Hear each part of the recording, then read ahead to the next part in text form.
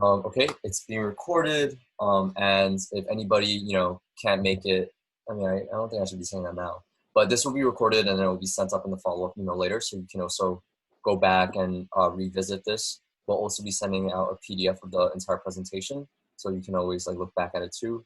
So feel free to take some notes. You don't have to, kind of all optional, but without further ado, we're going to get started. So thank you again so much for coming, everyone. I'm Sean, fellow co-host Justin. This is the ACN Portrait Photography 101 workshop. Couldn't have been done without Asian Creative Network, of course, so huge shout out to them, kind of the reason why you're all here. Let me put this in presentation mode first. Okay, gang. All right, so that's me, that's him. Those are our handles up there, but I've been shooting professionally for about 3 years. I first started in middle school. I'm kind of like post-college now. But I started in middle school just for funsies, taking pictures of friends, wanting to revisit those photos for memory's sake. And that was middle school. High school was kind of the same. Took a couple, like 2 photography workshop in high school, but didn't really get really involved in it until college. College, I realized I was a lot more passionate about it. It went from landscapes and cityscapes over to street photography, portrait photography, and been doing some more events as well. And I primarily shoot with Canon 6D. Throughout my whole life, I've pretty much shot with Canon, so I'm just very comfortable with that sort of realm right now. That's me. Yeah. My name's Justin. Thank you guys so much for joining. Honestly, when I saw how many people had filled out the form, I started to get a little scared. Like the fact that 40 of you are willing to spend like an afternoon hanging out with us while we ramble about portraits is pretty cool. Some logistical stuff. Hopefully most of you kind of know how Zoom works. If you have questions throughout our presentation, we will have time at the end for Q&A. It was really tough for us to condense kind of photography and portrait photography as a whole in any kind of comprehensive way. So if you have questions about things that were not necessarily, or maybe like additional questions about the things that we cover, or maybe there are other topics that you are curious about and kind of want to get our opinions on, please use the Q&A function. I have the window open, so I'll be taking a look at which questions come through, and then we will take care of all questions at the end once we kind of get through the presentation itself. A little bit about myself. My name is Justin. I've been photographing professionally since, I guess it's been like 7 years now, which makes me feel really old, but it was really basically in the middle of college is when I started. I shoot primarily weddings and portraiture. I do a little bit of commercial work. I do a little bit of like other stuff, but most of my bread and butter is weddings and portraits. I do not do this full time. I don't think Sean does either. And not that gear matters, but I shoot on a Nikon Z6. So if anybody wants to talk about mirrorless gear, I'm happy to kind of talk about why I switched to that system. Before we jump into the actual presentation itself, for the next slide, Sean's going to talk a little bit about the organization that we are accepting donations for. So Sean, why don't you take it away from there? Yeah, for sure. Real quick, we didn't really cover this in our mock presentation, Justin, but I was wondering, like, when you say photographing professionally, what does the word like professionally like? Oh, Like, yeah. My line is, if you're accepting money for photos, I call that professional. yep, same here. So So that's my line. So I've been taking photos since like high school, and I took like one photo class in high school, but I didn't start taking it seriously until probably my freshman or junior year um, of college. And then that's when I kind of started getting serious about it. And then once you move into an industry like wedding photography, like nobody wants to shoot a wedding for free. Um, and so you just kind of end up having to like basically act professional while you do it. yeah, yeah, same goes for me. Like I still kind of mainly do all this for fun, but it wasn't until my first like paycheck from a friend who, honestly, I didn't even think I deserved that payment, but he really insisted. And I think ever since then, I kind of labeled it as professionally. So Yeah. that's kind of just our way of looking at it. Maybe you will look at it the same way, maybe a little bit differently, but just wanted to share that bit with you first. Yeah. And in case you guys have any questions about that transition of kind of away from moving from photography as a passion project and are more interested in photography as a potential like separate stream of income or even a potential alternative career. We don't have explicit slides in the presentation prepared around that, but that's topics that we are happy to talk about. When we looked at the reviews, when we were looking at the answers for portrait photography experience out of 10, we found that the average was somewhere close to a 4.4-ish out of all the responses. And so we're kind of gearing our presentation more towards that. But anyways, let's talk about Embrace Race. Cool, cool. Thank you. So we are currently accepting donations for Embrace Race. Your donations will basically help them nurture resilience in children of color, nurture inclusive and empathetic children of all stripes, raise kids who think critically about racial inequity, and supporting the movement of kid and adult racial justice advocates for all children. You can Venmo your donations to Sean Chee, that's my Venmo, by next week, 11:59. Venmo might ask you for my last 4 digits of my number, so 6757. You can find out more information right here or on their Instagram. So we realize that there's a lot of organizations out there who are doing good work, putting up a good fight. But one of the reasons why we chose Embrace Race, we kind of thought of like Asian Creative Network. And the reason why like we are who we are today is because of how we were kind of morphed and kind of shaped when we were children. And we realized how important this is, whether it be in the field of creativity or in the field of justice. So we thought that this was a really great organization to kind of raise money for. So yes, this workshop is free, but we highly encourage you to send these donations. And during our follow-up email of all this, we'll actually be just updating you guys with the full lump sum of money that we'll end up making. So thanks for that. And we're going to continue with the workflow. Justin. Cool. So when we were sitting down to kind of think about how to plan out like a whole portrait photography 101 workshop, we felt that it would probably make the most sense if we walked everyone through kind of what a sample workflow looks like, kind of structuring our presentation to kind of follow everything from planning, logistics, shooting, post-processing, editing, and then the final delivery of images. One that, like a common theme that you'll find throughout this entire presentation is this idea of like, what are you making and why? You know, to give the really like easy example here, like if you're trying to do a headshot for an actor, that is going to come out very, very differently and be planned very differently in regards to like gear, locations, outfits. All those questions will flow from what kind of image you're trying to make. So like a headshot is done very differently from commercial shoots or like style shoots, stuff like that. And so we felt that it would probably make the most sense to kind of walk everyone here through what Sean and I's workflows are like as we kind of take you from conception to creation of our images. So that's kind of how we're going to structure our presentation. If you guys have questions, again, please feel free to use the Q&A section. I've seen some people already post in some questions, which is awesome. And then we will try to answer as many of them as we can near the end of it. So the first thing we're going to talk about is how to plan your shoots. That was a very common set of questions that we got in regards to people filling out the form. So Sean, why don't you walk us through kind of how you start off your planning of your shoots? Absolutely, cool. Click. All right, so this is kind of one example that I have that I kind of want to bring to light over here, but during March, I had an idea in which I wanted to do this sort of photography project in which I wanted to highlight. So for me personally, I'm a dancer, and I wanted to highlight female dancers within the New York City community. But I also wanted to reach out to people whose birthdays were in March because I was working in the month of March, and I figured like it's a really great kind of gift for them as well. Like happy birthday! I'd be happy to do a shoot with you, but also to raise money or raise awareness for Women's History Month. So for me, that was like my plan. That was my vision. And then from there, I thought like, okay, it's their birthday, women's empowerment. I'm thinking happy. So I'm thinking I want to spread this like happiness, this joy. So I'm thinking warm colors. So I specifically asked my friend Luz here, hey, do you think you can send me some outfit choices of yours within the red, yellow, that like warm spectrum? So she sent me a couple, and then we kind of went with that. What else here? We also decided to shoot in Soho. So my friend Luz here, she works for Kith, which is a streetwear company in Soho, but that's also the place that she spent a lot of time just growing up.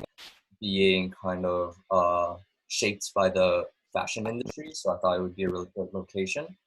So that's kind of the whole planning that went into it. And then within the like 1 hour, 2 hour time span, we just kind of went around Soho looking for some good places to shoot at and also just having a conversation at the same time. So these are just two examples from the set I've created with her. So that's my anecdote a little bit with planning. Yeah, I love that image on the left. It's so cool. Yeah, so like personally, we're gonna go into this a little bit more later, but finding your own style, I love to try and capture not just the portrait, not just the face, but to show off like the details and clothes as well. I'm kind of like into fashion as well, so that it kind of shapes my way of thinking in that sense. But I'm going to shoot the presentation over back to Justin now. Yeah.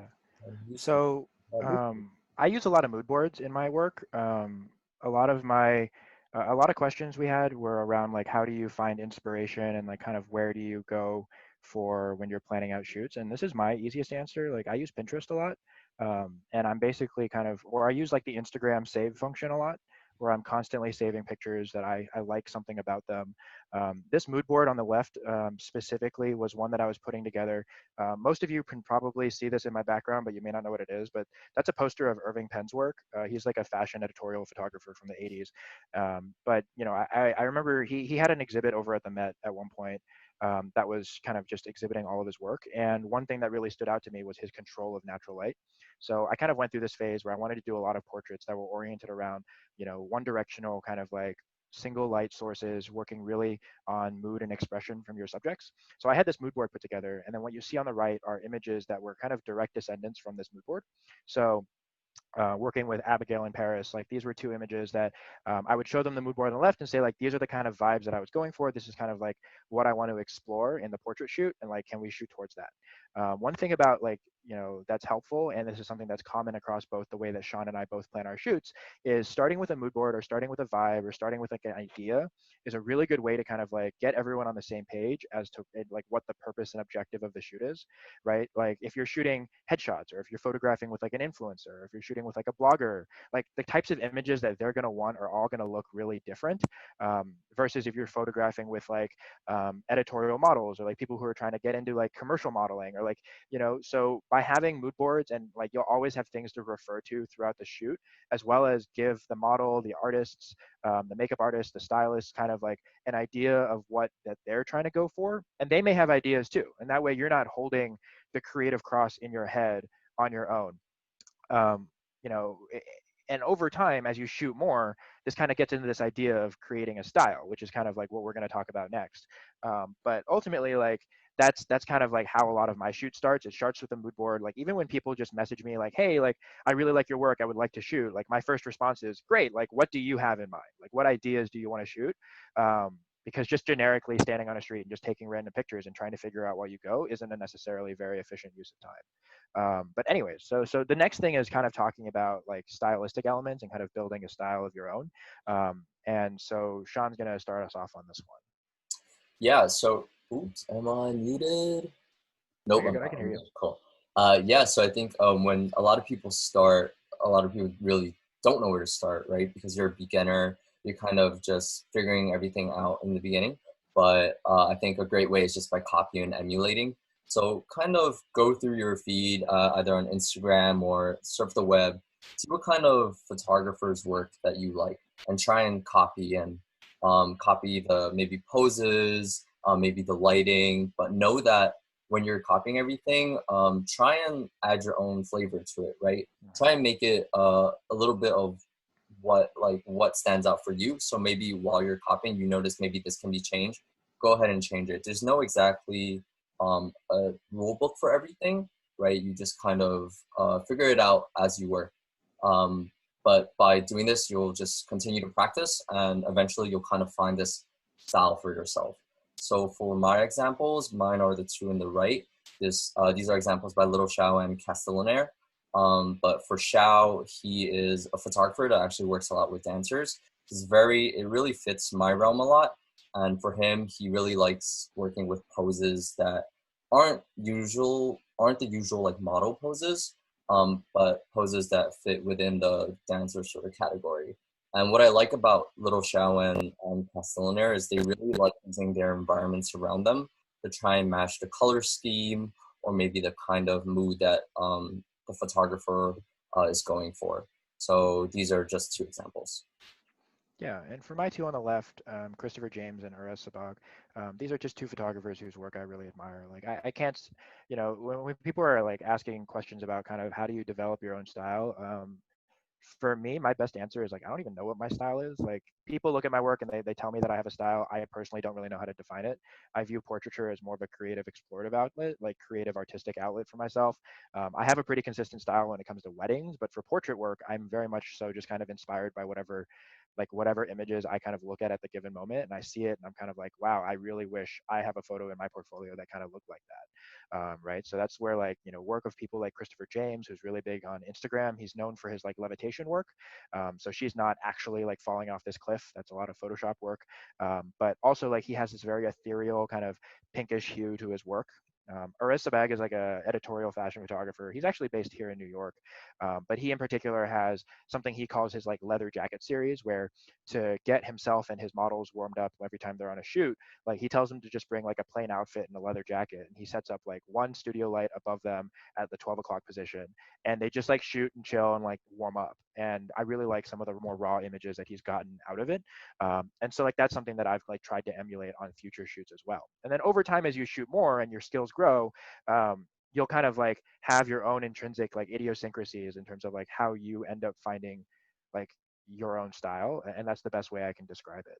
I also You know, think it's like with us as humans, we're kind of like discovering what we like, yeah, what we don't like, and I think it's the same sort of concept in photography. It's not gonna be the same your entire life, right? It might yeah. change, it might evolve, but kind of let it happen sometimes. That's kind of what it's all about. You experiment, and by trying out new things, you realize there are other realms that you haven't really delved into, and I think that's the whole beauty of it. Yeah. And one thing is we've tried to credit all the artists whenever possible. So if you want to look at their Instagrams as well and take a look at their work and kind of see what they're all about as well, you're more than welcome to do so. If we go to the next slide, this is like Sean and I pulled this together as just like examples of kind of before and afters. So my photos are the ones on the left. That was taken like the first photo was taken like in August of 2016. Like this is just like a random snapshot where I didn't really have any kind of defined portraiture style. Um, and then the bottom image is from 3 years later, um, where I had a much stronger idea of like what I was going for. You can kind of see like the Irving Penn inspiration of the omnidirectional light from the side. I think Kayla right here is being lit with just window light. We were just working on a white cyc wall. So but at the same time though, there are still common themes that you can notice in the before and after that I only just realized when I put these two images next to one another, where like my skin tones tend to be pretty peachy, and that's actually something I might want to pay attention to in the future. And that's also something that like we haven't mentioned yet, but in terms of finding a style, consuming a content of other photographers is really helpful and can be very like great for finding inspiration, but also kind of looking at your own images and seeing like what do you like, what don't you like, what would you wish had gone differently on the shoot, because these are all like thought processes that you can have so that in the future, the next shoot, your style will continue to evolve as you get better and better. Yeah, and you see that time shift, right, from like 2016 to 2019, for me 2017 to 2019. But what you don't see is like everything in between, right? We've practiced, we've done research, we've there's just so much energy and time that goes in between that other people don't see. So, Rome wasn't built in a day, right? It's essentially the same concept. So know that things won't just come to you, but you'll have to really kind of work for it yourself, right? So Yeah. for my example, the top is a model of Connie. So I remember that day it was just me and another photographer and maybe three of our friends who just wanted to like shoot and hang about. But I remember that day we didn't really, there wasn't any concept involved, right? It was just a day in Central Park. My editing, I am not quite fond of back then for sure. I see the tones are very green. I feel like I could have went to a space where her face was more lit up in a way compared to my shoot with Isosa in September 2019. I think this is very similar to like Little Xiao's photo back then, but he also has also a dancer, and I wanted to capture like just kind of like the sky with him like reaching for the sky, enveloping him. And I edited it in a way that it was like half kind of warmth towards the clouds, and then the other part was cool. And we actually had to do a couple of tries in order to get this one kind of like, in a sense, perfect shot. But yeah, so these are our examples of kind of like a time shift of our experience. Awesome. Moving on. So we have talked about concepting, we've talked about mood boards, we've talked about kind of building out your style, right? So perfect. Now it's the day of the shoot. It's time to shoot our subject. Um, so on the right side, actually, before I kind of dive into the information on the left, this is an example of just a shoot going on, but this is my friend Sanak.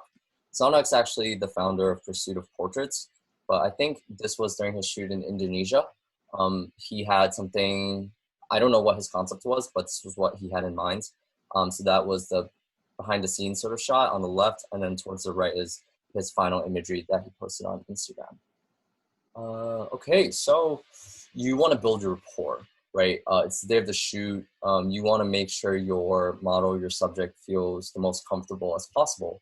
Sometimes I recommend just maybe meeting up beforehand to shoot, trying to get to know each other a little bit more. So when you're actually doing the shoot, it's a little bit more comfortable for everybody, for you as a photographer and for them as a subject. You can set up music, whether it be when you're meeting up beforehand or during the shoot. This really helps lighten the mood. So maybe you want to ask them like, who's your favorite artist? What kind of genre are you feeling today? Bring a speaker. It doesn't cost that much money. You can buy a pretty good speaker for like 20, 30 bucks maybe, and it really goes a long way, I'd say. Yes. And when you're actually shooting, use the first maybe 20, 30, 40 shots and just say like you're testing the lightings and settings, which you probably are, right? You're getting it right. But at the same time, your subject is also getting used to you as a photographer, Right. just moving about, taking the shots, especially if it's the first time you guys are working together. You're Yeah. really building this bond of just trust with one another. That is Yeah. my dog, my apologies. Yeah, so that's building rapport. Then it's posing the subject. You can have a lot of routes. You've made mood boards before, so maybe you want to go back to that, right? It's super easy. Just go back to your Google presentation, to your Facebook chats, do a little research beforehand, Google some poses that you might want to work with. And something that I like to do is I like to usually give my subject maybe a story or an idea. So for an example, if we are going for, if it's in the evening time, right before the sun sets, I would want to invoke like a very kind of nostalgic mood. So I would tell them like, think back to a time in which, I don't know, it was the last time seeing your friend and you guys were saying goodbye, and you knew this was like goodbye until maybe a couple of years down the line.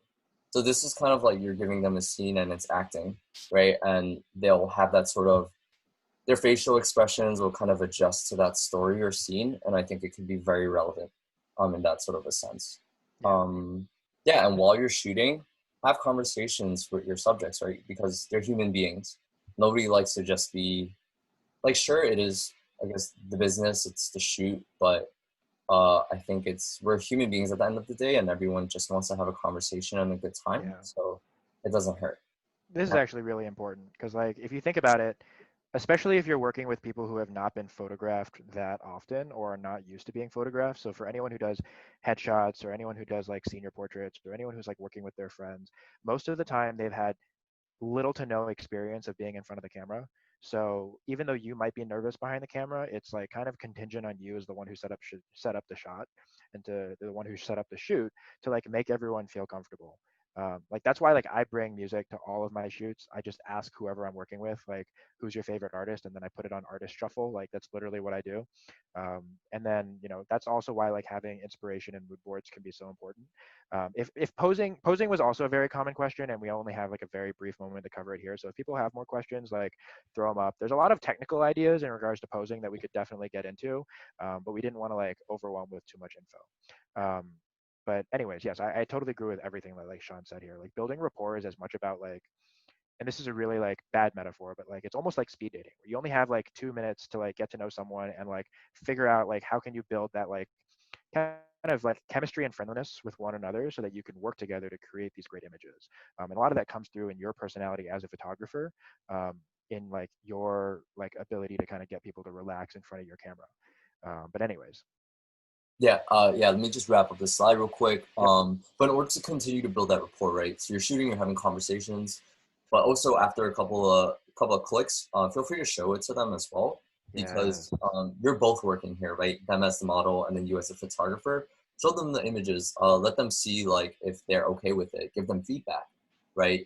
You as a photographer, you can say, "Oh, these look absolutely great. I like what you're doing with this and this and this. Maybe do a little bit yeah, more here, but I think you're doing fantastic."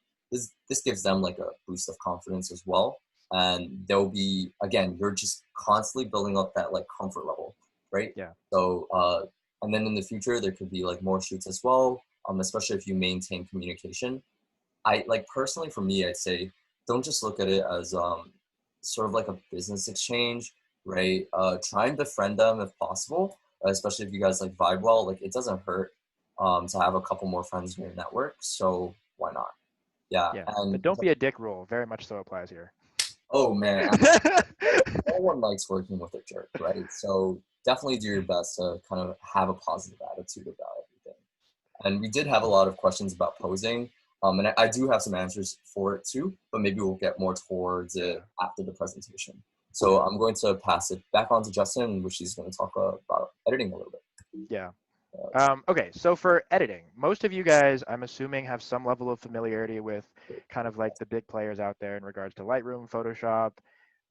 Some people use Capture One. I've heard good things about that. From Sean and our, like my perspective, we personally use like Lightroom probably 90 to 95% of the time.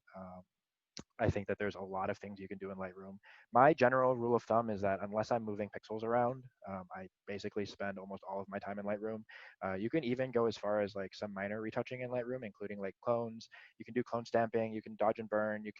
Um, you can you can do a little bit of color grading in Lightroom. I would say that Photoshop is better for color grading, but it all kind of depends on what the image is. So, you know, for me, the line is oftentimes where is this image going? So if the image is just gonna kind of go to Instagram, I probably spend almost no time in Photoshop. If it's a client image and it's a headshot, for example, I'm probably spending more time in Photoshop, right? Because I need to clean up the skin, fix their hair, stuff like that. Um, you know, there's a lot. And then we didn't even cover like mobile editing. I personally know nothing about mobile editing. I don't know about you, Sean. I know that you might be more familiar with like Visco and like Lightroom Mobile. I personally have a completely computer-based workflow. So if you guys have additional questions about that, that's awesome. But I will be of limited help. But we can look at the next slide for a good example of kind of what a before and after looks like for our images. So my image is the one on the left that I photographed with a friend of mine. Her name was Janice. Um, this our initial inspiration was actually Chris James's photo from earlier in this deck, right? So you can tell that what I really wanted to emulate was the pink tones, kind of the aesthetic ethereal aspect of it, kind of like, you know, hashtag summer girl vibe check aesthetic, for lack of a better way of like going for it, you know, like I don't know, but that's like, you know, that was like the original image. We were scrolling through Christopher James's feed and we realized that there were a lot of really beautiful images that he creates. So we wanted to just shoot that. But you can see on the image on the left that like, you know, the sunset in Huntington Beach at the time just like wasn't pink and purple and huey, you know. So this was a lot in like the HSL tab on Lightroom, kind of just getting those colors to kind of how I wanted it. And you can get a sense of how different the images can be before and after. And this is also something that, like, you know, depending on the person that you're working with, it's important that even though I'm showing them the back of the camera and saying like, hey, look, like, you know, this is what that image looks like, also educating your client and educating your model to say that like it'll look a lot different when we're done editing, and making sure that they know and that they're comfortable with the amount of difference that there's going to be. One thing that, you know, is kind of a touchy subject with a lot of people is this idea of how much retouching is acceptable. My general answer to that is whatever you and your clients have deemed comfortable is how much retouching is allowed. You know, if you're working with a commercial client and they want you to retouch like everyone's skin to be perfect, they want you to like frequency separate like all of their skin to make everything like perfect, that's what the client wants and that's what I'll do. generally speaking, my opinions on retouching is such that like I'm okay with retouching acne. I'm okay with retouching like flyaway hairs. I try not to give people new bone structure that they didn't previously have. I think that that's a line that I don't personally cross, but I have gotten that request before. Right? Like clients will ask, hey, can you like I'm insecure about how big my arms look here, or I'm insecure about, can you fix those things? And sometimes you say yes and sometimes you say no. But the best answer in terms of like understanding what amount of retouching is appropriate is to just talk to your clients and to be communicating throughout like how much you guys are comfortable with retouching the images. And that's kind of my general thought process in regards to retouching. Explained perfectly, Justin. Thanks. Yeah, so with my example on the right, you have a little bit before and after sort of a look. In terms of my way of approaching things, like I personally I don't like editing it too much in terms of really I wanted to kind of look the way I saw it as or the way I shot it at, right? So I only like kind of like brightened up the image, enhanced it a little bit. But story over here is like my friend Christine here is with her boyfriend Michael. I personally haven't worked with a lot of subjects like more than one. I feel like a lot of people when they approach portrait photography, it's always like one person, right? But this is one of my first experiences in which it was with multiple people. In this case, too. So I wanted, and I like they're my friends, and I know that they are a very like loving couple. They're both dancers as well. So I wanted to capture this moment when we were at a park. Actually, we wanted to do a shoot for both of them, just kind of emphasizing their clothes. They're both wearing, they're matching with like off-white sneakers, like Supreme tops and stuff, yada yada. But we walked a little bit more, and it just rained. It was kind of moody, so we found this kind of um, this like edgy looking park, and I really like showcasing the environment around them. So I captured that red green coming from the playground, but and I also found a newspaper as well, and I put that like right in the middle of it, kind of like an island. And I think in this case, I wanted to symbolize like nothing can really separate them two.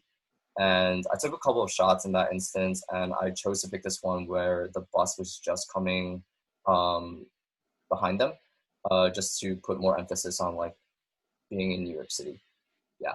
So for me, like I just don't like editing it too much. I like being in the moment, and just finding that like a picture perfect shot, sort of. Cool. So now we're going to talk a little bit about finding models. Before we get into just diving into friends, Instagram, and agency, we both have another anecdote for you guys. These are moments in which were some of our favorite shoots, I'd say.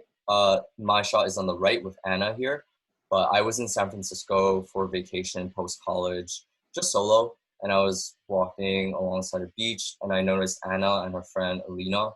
I didn't know their names first, of course, but they were just taking photos of themselves by the beach, kind of like switching turns with one another. But I noticed they kind of like knew what they were doing, right? Like they weren't just like Instagram models, or they weren't Don't just go like roasting Instagrammers. yeah, but like yeah, it looks like they had experience. So I actually approached them and I was like you guys look awesome at what you're doing. I think it looks really dope. I'm actually a photographer from New York City. I'd love to just maybe join you guys and I can share the photos with you guys afterwards. They were all for it. We became friends. And for the next like 2 to 3 hours, all the way until sunset, we just kind of stayed at multiple points of the beach and we took a lot of different photos from different angles. Like the fact that Anna here, she was willing to like jump on top of a rock for a photo, it was freaking crazy. Like, and it turned out to be one of my best shoots that I had at the time. Yeah, it just kind of worked out, and yeah, right, passing it Yeah. along. Short version here. The takeaway is that Sean has game and I don't. But also that like Sean, you're the only person who could have a story that starts with, so I walked up to two Russian models on the beach, and it doesn't end with like something terrible happening. Just putting that out there. My image on the left is with a friend of mine. Her name's Yuri. I have the opposite experience where I had actually admired her work for a very long time. She used to be agency signed, but now she's kind of independent on her own. And it kind of took me a while before I worked up the courage to like DM her and be like, hey, I really like your work. there's specific things about the way that she uses her arms and legs to create shapes that I was really interested in. This was, as you can tell, still during my like black and white Irving pen phase, where I basically in the same DM said like, hey, really love your work, really love your style. I like in particular the way that you're able to like create shapes with your arms and legs and kind of play with the light. I really want to create an image that is Irving pen inspired. Here's like my mood board. Here's what I would like to do. Would you be interested in working together to shoot? She's like one of the nicest people I've ever met. So of course she said yes. And so this was actually lit with, unlike the other shots that you guys saw earlier, this was shot with a softbox on the right hand side. So mimicking natural light, not truly natural light. But you know, this kind of leads into a broader conversation about how to find models and how to find subjects for your camera. You know, if you're just starting out and you don't really have that much experience in terms of building rapport, and you maybe just don't have necessarily that much experience photographing portraits in general, starting with your friends is always a good bet, right? You know, your friends will at least put up with your shit while you're there and like hopefully be okay with you know, you messing around with your camera. The downside with working with your friends is that sometimes friends may not have modeling experience and they may not necessarily know how to be cognizant of what they look like in front of the camera, right? As you start to shoot more, you may start finding yourself working with, you know, Instagrammers or people who shoot primarily for a social media profile or something like that, in which case oftentimes they may know their angles, but they may not necessarily be used to kind of transitioning their posing towards a more clientele or a client-based portfolio. You know, if you're interested and you kind of really want to take your portraiture to the next level, oftentimes working with agency or agency signed models is another opportunity. That ends up being a very professional relationship where, you know, you're entering the relationship. So for example, like when I started working with Yuri, it's like you walk in saying, hey, here's my mood board, here's what I want to shoot, are you available, and like, is this something that you are interested in? We're getting some questions about like how much you should charge and who should pay who, and that those are all really good questions, and that kind of goes with the same thing here, where it's like maybe your friends aren't paying you for your portraits when you're first starting out, but someone who needs professional actors headshots might be paying you. When you're working with agency models, sometimes agencies have day rates for their models, or they're like willing to let you do a test shoot as well, which is what they call for like development work. So if we go to the next slide, actually, this is an example of like kind of outreach that Sean and I have both done. Mine was to an agency in particular, and I think his was through and over Instagram. But the idea here being is that kind of like the more seriously and more professionally your subjects are within the industry, the more professional and serious that you have to be in terms of like approaching the shoot. So if you look at the email that we've screen capped on the top left here, this is an email to an agency in the city that deals with primarily Asian American like commercial casting. They're called prestigious models. But in my email to them, this is not my like first cold email, but like I emailed them saying like, hey, like I have my mood board. Like I looked at their website and saw that like I saw which models on their roster I thought would be a good fit for the idea of what I had. I was at the time trying to do some spec work for a like fake client. Like I was pretending like I was going to try to like pitch to Yes Style, and like so I wanted to build a more lifestyle portrait like portfolio to be able to kind of do that kind of spec work. And so you have to have like, you know, what date, what the possible like deliverables will be, what the model's going to get out of it, what you're going to get out of it. If you're interested in like emailing agencies, the keywords that you want to use is you want to ask them for any new faces or any test shoots or any development faces, or like new signings that they may have.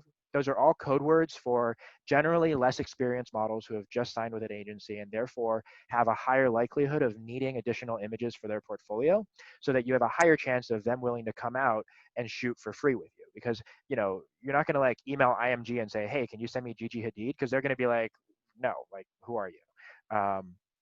So that can kind of give you a sense of like who and how to reach out to agencies. And then, you know, but also nowadays, like so much stuff happens over social media and Instagram. And I think like Sean can give his example of like how he did that. And I always catch myself like muted. Yeah, for Oh, you're good. sure. But I want you guys to kind of take note. So Justin gave his an example of agency, right? My example on the left on the bottom is of a friend, and then towards the right of that is just over Instagram to someone who I didn't know. All three of them were approaching our subjects like very respectfully, in a mature sense, right? And I think that that's something to keep in mind. You definitely want to be professional, but if you notice like the little nuances between each of them, it kind of gets a little bit more, um, I guess not respectable. I guess more like professional, right? Yeah, So professional. the line just gets it changes like a little bit each time. So you always have to kind of read the room, and kind of ask yourself what tone do I want to be going for, Yeah. right? In this case with Luis, my friend, just like, oh, hope you're doing well, and then I give her the rundown of like what I think my idea is, Yeah. smiley face, that's it, right? Pretty chill. With the model that I reached out through Instagram, this was Like, what I don't was. slide into someone's DMs and say, hey, like, you want to shoot. Yeah, it's just so, you know, like I look at it like this. Why they from the subject or model's perspective, why do I want to work with you? What do you have to offer to me which will allow me to say yes? Yeah. Right? Whether that be the subject, whether that be the photographer, I think you should always enter the conversation offering something. That way both of you can kind of reach a midpoint and just agree with the whole thing. Um, Agreed. Agreed. yeah, I think that basically covers it. But yeah, we're going to shift slides one more time to delivery. So after the shots are edited, it's time to deliver it to the clients, the subjects, right? There's a couple of options you can kind of go off of. I think something that everybody's kind of used to is Google, right? You have Google Drive. Google Drive is pretty easy to work with. You just kind of drop it into your computer on Google Drive and then just send them the link. Easy. Some other ones in which people aren't really much more aware of are like WeTransfer is one.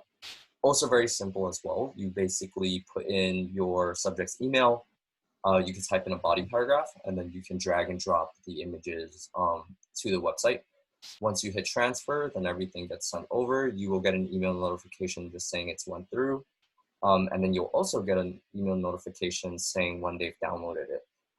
So you're kind of aware of that. And that file of photos, it all expires within 2 weeks. So, and it's absolutely free too. So very easy to kind of utilize in your workflow. And then we have two other examples that Justin's going to share. Yeah, so I personally use PixieSet and PicTime. They both are the same thing. They're just online gallery hosting options. I, in particular, like using these because I don't. So when I shoot on JPEG and RAW. But I will shoot on like, and this is getting really technical, but like I will shoot on small size JPEG, so not the full size JPEGs. And so I will take all the straight out of camera JPEGs that are like really small, low res images and upload them to the proofing gallery and then email that to my model and say, hey, like use the favorites function that's built into PixieSet to like select which of your images you really like. Because sometimes, especially when you're looking at the back of the camera or like you're caught up in the shoot, it's tough to pick what your favorites are, and it's tough to know which images that like afterwards when you get to look at it on a big screen you may feel differently about the images. So I like to send over proofing galleries after all of my shoots so that my clients or models have input into which images actually end up getting edited, especially because people have their own like individual insecurities, people have their own things that they're paying attention to, and so telling them that, hey, these are the straight out of camera, obviously like color, exposure, retouching, none of that is done yet. But like, if you want to pick the ones where you like your expression, you're comfortable with the way you look in those images, pick those images, and then I pull it into Lightroom. And those are the ones that I end up editing in my final delivery. So that's why I personally use PixieSet and PicTime. If you are also doing like more professional work, like I use PicTime to deliver all my wedding galleries because it has like prints and things like that. So for anyone who's interested in doing like senior portraits, like these are really good options for you to deliver professional online galleries that you can lock down with like a pin code, so that they can like download their images and also then get prints and stuff like that, which is a whole other conversation to be had. Hold on, I want to jump in here real Yeah, quick. go for it. Also in terms of delivery, like we have four options here, but something on the side to add is like when you are delivering something, I think you and your client, your customer, your subject and model, you guys should always have this conversation beforehand. But when should they be expecting all this by? Oh, yes. I think a lot of times people forget to mention this, and then eventually maybe if the photographer, when you're editing, you just have way too much work and you end up way too stressed. You don't even get to it within a month or something, Yeah. right? But they should be aware of this, especially beforehand. This is your reputation on hand, right? So Yeah. you want to make sure that you're following this. And hey, Yeah. if you say like 2 weeks and you end up having way too much work in 2 weeks, just message them saying like, hey, this might take another week. I'm sorry because of X, Y, and Z, right? Yeah. But make sure that communication is delivered Personally, for me, I always tell them like always within 2 weeks, you'll get it by this means, and then I'll just always make sure to adhere to those Yeah. guidelines. Yeah, it's important to just kind of share what you have on your plate because, and just be communicative. And again, that's like a very common theme for this whole like workshop is just communicating with your model, communicating with your client, communicating with whoever so they have a good idea of like when they should expect their images. Because people talk like I have had friends of mine who have worked with other photographers message me and be like, hey, like, have you ever worked with this guy? He still hasn't like gotten me my images yet, and it's been 6 months. Like that I literally happened to me 2 weeks don't ago, do where this like a friend of mine was like sometimes. they told me they kept telling me and pushing me off, and now I never really want to work with them again. And I'm like, yeah, that kind of sucks. That they're not communicating with you what you should be like expecting in terms of the relationship. I think that there's a lot of like as people start getting into portrait photography and as it gets easier and easier to get into portrait photography or photography in general, that like it's easy to forget that for a lot of people this is their career, this is their vocation, and you want to treat it professionally because they're approaching it professionally, and so you want to respect that. Absolutely, don't be that person. And Don't be uh, that guy. Speaking of don't being that guy, um, real quick, we're going to have a content warning here. We're going to be talking a little bit about sexual harassment, sexual assault. just say So if you want to turn us off for the next 5 minutes or so, while we get off our soapbox and stuff like that, you can jump back in after that. Basically covers most of the workshop. After this little brief aside, we're going to jump right into Q&A. So if you want to join us again for that, you're more than welcome to. But with that, we felt that it would have been, yeah, like a couple minutes. We felt that like we would be doing a disservice if we did a portrait photography workshop and didn't address kind of what the big elephant in the room is, which is that safety is a really big deal. Hi Josh. Yeah, so sorry, I got distracted there. So safety is a massive deal, and this is something that I feel very strongly about. Sean feels very strongly about, and we as two male photographers obviously like have a particular kind of perspective on this. Very much this idea of like don't be that guy. We know that this group is relatively even in terms of gender split here, but it's really important to remember and know that when you're the photographer, there is a power dynamic on a shoot. Regardless of who sets it up, it just is because you're the one who's telling the model how to pose. You're the one who oftentimes may have been the instigator of the whole shoot.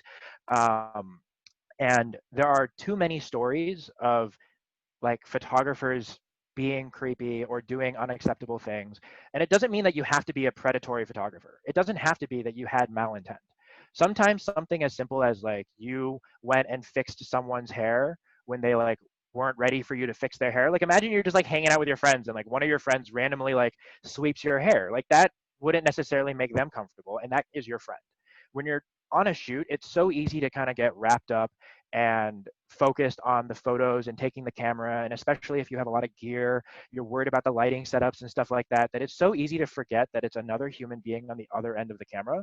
And that it's really important to make sure that you're doing everything you can to make them feel comfortable about it, right? So if you're going to do an indoor shoot, don't have the first time you ever do an indoor shoot with a model be at your or their apartment alone. Like tell them to bring a friend. Even if they seem okay with it, you never want to put yourself in a scenario where it's like a he said, she said, or like just your word versus theirs moment. So you want to encourage them to bring a friend. You should bring a friend. And this goes to this is still true if you're a guy or a girl, and because harassment can go both ways. But I mean, realistic. Like the stories I've heard, like the number of female models with whom I've worked with who don't have a story about a creepy photographer, like I think I could count on one hand the number of times that I've spoken with a model and they're like, yeah, that's never happened to me. Like it has happened to almost every single person I know. And so, this is something that we as people who are getting into photography, that like there's no excuse. There's like there's no excuse for putting yourself into a situation where you may create a misunderstanding. Mhm. Um, Hold on. one thing, Before yeah, you all right, bring go up, ahead, Sean. Go ahead, before Sean. you bring up the The cop pop-up tent. Go again, ahead. um, so when I spoke about rapport before and like even meeting up beforehand in the shoot Oh or yeah, yeah, yeah. in the shoot, like you're not on a date. Like You're not on a date. on a date. This is you guys are creating an idea, Yeah, right? You're bringing an idea to life. You're doing business, whatever you want to call it. But whatever you want to call it, it's absolutely not a date. If you have some sort of interest in them, then maybe propose like actually having a date, Just respectfully. don't do it. It's yeah, it's different, right? It's different. It's not Oh the my god. same, right? So make Yeah. sure you guys are, or the photographer especially, is like clear on that sort of a sense. Yeah. Also, there's 35 attendees in this room. If you want to earn the respect and love of every single stylist and model you ever work with in the future, guys or girls, go to Amazon and buy this pop-up tent. It's $27 on Amazon. I'm pretty sure. Or maybe not this pop-up tent, but I'm gonna yeah. double check. It is $27, and if you have Prime, it's free shipping. It's a pop-up tent that you can just change on site. And so if you do any kind of outdoor shoots where you don't have a bathroom and you don't want to duck into a Starbucks, bringing this onto a shoot, it's super light. It's not a hard thing to bring, but it will earn you so many points because for some reason, we all sit here and debate like, oh my God, should I buy the new Sigma, like, 3514? It's only $600. I'm going to buy it. It's so cheap. And we never think about like, what about a $27 pop-up tent that'll literally have like every single person you ever work with respect you so much because no one thinks to bring it. And I'll post the Amazon link into the thing because it is just that great. But anyways, that was like our soapbox. I don't have too many other things to say on this topic, but it really is something where each and every one of us like should and is responsible for the culture that we create as we go out and like represent other photographers. And so with that, I don't have too many more things to say on this topic. Do you, Sean? I'm good too, and I guess with that, we're going to kind of Yeah, wrap we'll jump this into up Q&A. to a close. Yeah, Um, because it's been about an hour, but yeah, Q&A session, and then thank you again so much for sticking around for an hour, listening to us ramble and talk about portrait yeah, photography stuff. But we'd love to stay connected too. This is some of our social media handles, our Instagram, YouTube, and website. And of course, please feel free to donate if you can. Right, we're just trying to raise money for a good cause, trying to spread some educational knowledge with you guys, especially during this quarantine season. So really hope you guys are indoors, being safe. If you guys are outdoors, wear that mask and just stay hygienic as possible. Yeah, thanks so much. yeah. Thank you guys so much. Like honestly, when we saw the number of people who signed up for our workshop, I was kind of like, wait, no, people don't want to listen to me blather on about portraits. But shameless plug for all of our social medias. Um, okay. Oh, so it sounds like this pop-up tent might not be available, but there's tons of knockoffs or whatever. Just like the idea being that like I've been on too many shoots where the person like the stylist brings like a bed sheet and we have to like hold the bed sheet up so the model can change and I'm like, come on, not worth. um, but in any case, I am seeing that there are some questions here. I see that there are two questions about, okay, all right, Gian, we can definitely answer that. In terms of how much to charge per shoot and post editing, especially if you're just kind of starting out, um, Sean, do you want to show that slide that I actually happened to make about built like the sample business models? Sam. Oh, yeah. Hold on. I need to exit this Yeah, first. see if you can show that. But You'll see. basically, okay, so You when still you're see my first starting out, yeah, if you just scroll down, I think it's like 4 or 5 slides next. Um, this one, right? Yeah. right. So the reason I brought up, like, I call out this slide here is that if you're talking about headshots, headshots will range anywhere from like $80 to multiple hundreds of dollars. It also depends on what you're offering. So if you're first starting off and you haven't gotten many paid gigs, my rule when I first started out was if I ask them to shoot, then I'm not going to charge them, or maybe I pay them. If they're asking me to shoot and it's a professional relationship where they're asking me for a headshot or they're asking me for a portfolio piece or something like that, I'll charge them. In terms of how much to charge them, it kind of depends a lot on your experience. It depends on how much that like you think that you're worth, right? Like um, when they say headshots can charge $80, that might be natural light outdoors with like an 85 1.8. If I'm going into a studio and setting up a multiple light setup and like doing all that stuff, I might have to charge more. My costs also might be higher. So the whole idea of how much to charge for your work is a whole other thing in and of itself. There's definitely lots of different philosophies on that, but um, you know, it's kind of like this should give you an idea of kind of where to get started. I would say that if you're starting out and your work is good enough that someone wants to ask you to take their headshot, like don't do it for free. Like if someone's asking you to do their work Yeah. and like thinks that you're good enough to like hire you for work, like don't work for free. Um, but that hopefully should Yeah, give you an I'll kind idea. of jump Let in me see. myself. What were some of the other questions? Uh, wait, let me jump in as well. Yeah, go for it. Also, in like 5:10, I think we're gonna kind of end this webinar, and Okay. Justin Chang posted a Zoom link. It's an open Zoom link, not a webinar, for anybody to come and we can speak openly about it. So just have that link ready for you in like 5 minutes if you still want to join. But also to June's point, I think for me, I try and really diversify myself. So and really utilize like my networks. So for me, I have like a group of like my friends, but I'm also a dancer, so I utilize like my dancer network as well. Um, I know I'm mainly a photographer as a side hustle, but recently I've been putting up a blog. So I'm trying to really, if people are kind of into writing, they'll see this blog and they can like read a little bit. And they're like, oh, Sean's also a photographer. Let me look into him a little more. Right. So I think it's also challenging yourself too to learn new things and not just always center down on photography, at least from Yep. my point of view. Yeah, and like I also have like a food photography account. So sometimes I'll be resharing my food stuff on like my main one and my main photography stuff on my food stuff just to, yeah, I'm trying to like get my networks to combine into those Yep. things. Yeah. Yeah, So, social media is like kind of you get out of it what you put into it. To touch on something that Sean didn't address in regards to like SponCon, emailing people, and like how to generally market yourself. Um, I mean, I think you just put your work out there. You'd be surprised how many people are looking at your work and may not even like for example, right? Like I'm a wedding photographer. I presume that most people in my network know that I'm a wedding photographer, even if they themselves are not clients right away. So, there's tons of people who are watching your work. And then I have had people who like message me years after they started following me, being like, oh, I just got engaged. Like, I have questions for you. Right. So the idea of you just need to constantly put yourself out there so that people know that you can do this kind of work, that you do this kind of work, and you can continually do this kind of work is important.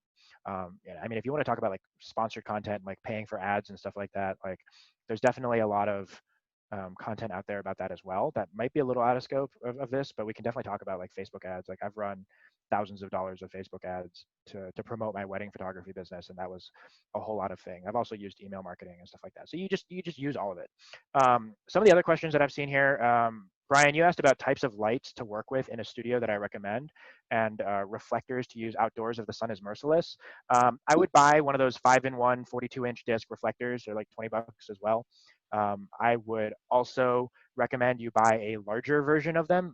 My favorite is the one that's like 4 feet by 6 feet. It's a 5-in-1 reflector. It is large enough that you can then reflect soft white light back onto them for the full body shots, as well as if you wanted to use it as a scrim, if you have assistants, you can use the translucent scrim to kind of soften really, really harsh daytime light. The other recommendation I have, honestly, if the lighting's really merciless, is to just go get coffee and wait for 2 hours and wait for the light to change. Like, like the idea of natural lighting and you forcing like any light to work, like, yeah, I could make 12 noon directly overhead light work, but is it going to look as good as beautiful 4 p.m., like early afternoon or late afternoon sunset light? Probably not. Um, and so there's no harm in planning your shoots around when the light is. Like when I do engagement sessions, I pretty much tell them we will shoot from about an hour before sunset to an hour after sunset, because shooting earlier than that will either be too hot, too crowded, too humid. Like it's just not worth it. And especially for clients who are unused to being photographed professionally, there's like no point to do that. And that kind of goes to the same thing about locations that Mitchell, you asked. Like how I choose locations, it kind of starts off of like what type of image am I trying to make. If it needs to be done in a studio, then obviously I'm shooting in a studio. If there's like a specific vibe that we're going for, like you can kind of think of these locations off the top of your head, right? When I do couple sessions and people are like, oh, we want the quintessential New York look, then I'm like rolling my eyes and going, all right, do you want to shoot in Central Park, Times Square, or like Dumbo? Like those are the three spots. Like, oh, like you pick one, and I pray to God that they don't say that they want to shoot in Times Square. But like I've done my own fair share of like shoots there. But it kind of goes off of like, what are you trying to shoot? Why are you trying to shoot it? And kind of a picking a location off of that. Yeah, I'll jump in here. Not that there's anything wrong with shooting in Times Square, but like, No, there's something wrong. It's no, just there's too many I'm not people, doing that bro. anymore. I feel that. But yeah, in terms of also like shooting location too, I think when people think about a photographer, they just think about the camera and they just think about shooting. But there's a lot of things that also goes behind the scenes that people don't think about. Like, I feel like you're kind of like an encyclopedia, right? You should know like if they ask about a certain location or sort of vibe that they're going for, certain locations should kind of like pop up, right? And this goes to you as a photographer to be doing your research. Like, what's kind of like the new spots in New York City or whatever city you're in that are trending or that has a certain like mood. Maybe you want to make an Excel sheet of it too, if that helps you. You know, Or every Google Maps, save locations. I do that all the time as well. Where like if I'm walking past a street and there's something interesting that I want to see, I'll just drop a pin to a saved list of what I have. yeah. Um, Justin, we're at the five or the yeah, should we hour. jump into the other Zoom? Yeah, we're gonna jump into the other Zoom. If you still have questions, let us know. Christine, I know I said we'll get to your question towards the end, so we can hop over there and we can kind of chat about it. But Yeah, yeah, come hop over, come talk to us, come drink with us, come have fun. yeah. But again, thank you so much, guys. Hmm. If you guys can't make it, no worries. Stay safe and hopefully talk to you guys soon. Yeah, thank you guys so much for joining. No problem, guys. Bye. Bye.